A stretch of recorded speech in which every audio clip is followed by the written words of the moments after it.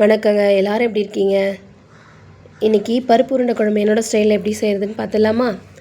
அதுக்கு 1 டம்ளர் கடலைப்பருப்பு எடுத்து நல்லா அலசிட்டு 2 மணி நேரம் ஊற வச்சுக்கோங்க. ஒரு பாத்திரத்தில் 4லேருந்து 5 ஸ்பூன் நல்லெண்ணெய் ஊற்றி எண்ணெய் கொஞ்சம் சூடானதுக்கப்புறம் 2 ஸ்பூன் வெந்தயம், 2 ஸ்பூன் கடுகு, 1 ஸ்பூன் சோம்பு சேர்த்துக்கோங்க. இது கொஞ்சம் பொரியட்டும். இதெல்லாம் பொரிஞ்சதுக்கப்புறம் ஒரு 15லேருந்து 20 சின்ன வெங்காயம், 2 பச்சை மிளகா, கொஞ்சம் கருவேப்பிலை இதையும் சேர்த்து வதக்குங்க. நல்லா இது வதங்கட்டும்.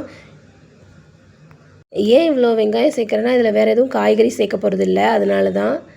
இது வதங்கினதுக்கப்புறம் ஒரு தக்காளி பழத்தையும் போட்டு தேவையான அளவு கல் உப்பை போட்டுட்டு மூடி வச்சுருங்க. சீக்கிரம் வதங்கிடும்.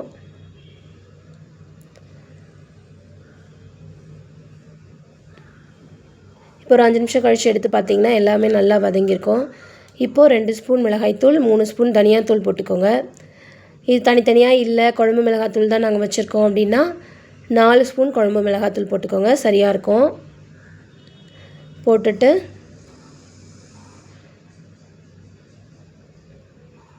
அப்படியே கிளறி விட்டுருங்க. இப்போ ஒரு எலுமிச்சைப்பழம் அளவு புளி எடுத்து அதை நல்லா திக்காக கரைச்சி அதையும் இந்த குழம்போடு சேர்த்துக்கோங்க.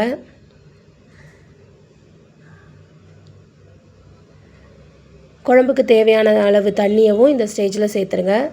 தண்ணி கொஞ்சம் தாராளமே விட்டுக்கோங்க, ஏன்னா நம்ம பருப்பு அரைச்சி சேர்க்க போகிறோம்ல, அது திக்னஸ் கொடுக்கும் குழம்புக்கு, அதனால்.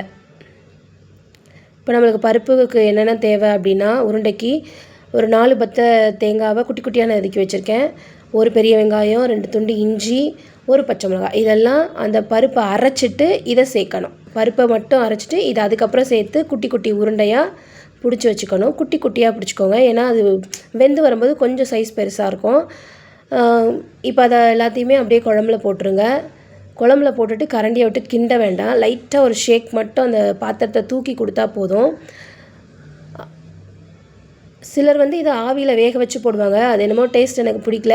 இப்படி போட்டோன்னா நல்லா இந்த குழம்பெல்லாம் அது உள்ளே போய் சூப்பராக இருக்கும். உருண்டைகளை உள்ளே சேர்த்ததுக்கப்புறம் 15லேருந்து 20 நிமிஷம் ஸ்லோ ஃப்ளேமில் குக் பண்ணிங்கன்னா பருப்பு உருண்டை குழம்பு சூப்பராக ரெடி ஆகிடும். ரொம்ப டேஸ்ட்டாக இருக்கும். குழந்தைங்களுக்கு ரொம்ப ரொம்ப பிடிக்கும். இதை செஞ்சு கொடுங்க. தேங்க்யூ.